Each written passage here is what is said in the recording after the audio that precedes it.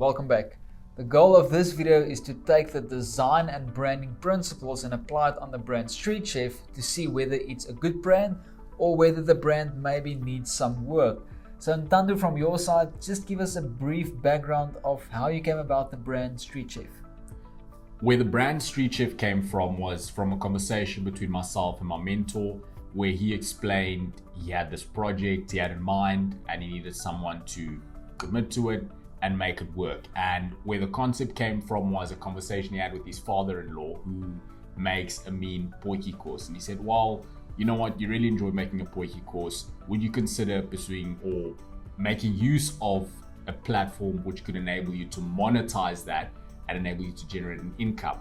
And that's when we had a conversation. He said, well, here's a project, run with it and see what you can make of it. And we did have in mind the term home chef, but then we ended up leaning more towards the concept of street chef, since it's a chef in your street, if I can put it that way, much rather than a home chef, which is in your house, but it's someone down the street you can order food from and you can enjoy their food. Sure. Yesterday when we did our planning, I actually asked Ntando what about home chef? And you mentioned that Street Chef fits better, as well as home chef isn't available domain-wise. So those are the two reasons why they went with Street Chef.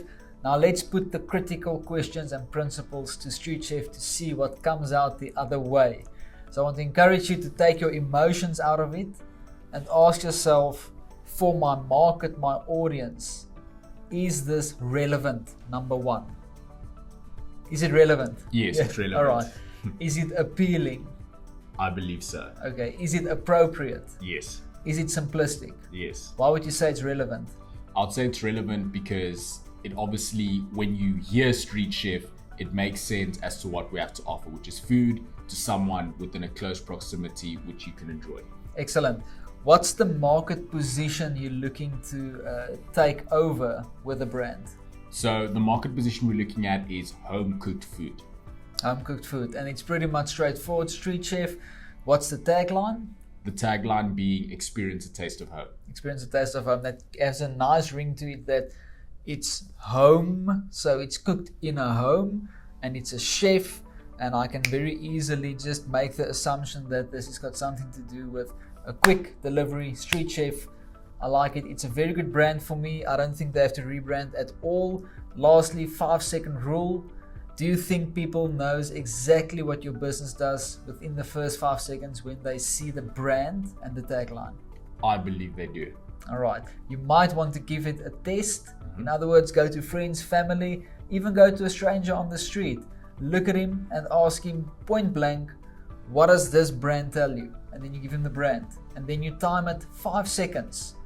And whatever he communicates back to you, understand that that's the perception that's currently in his mind. And we can never ignore that. So we might get very emotional about our branding and we think it makes sense. But when you put that point blank question to a stranger that doesn't know you, he's going to give his perception. If you do that test with enough people, you might see what the majority perception is out there. That's going to give you a clear indication. And my rule always is, if the perception's a bit off, you can fix that with a tagline. All right, that's just a tip. That's what I would do if I was in your position. And that is how we put Street Chef through the process of branding by using those principles. I will see you in the next video.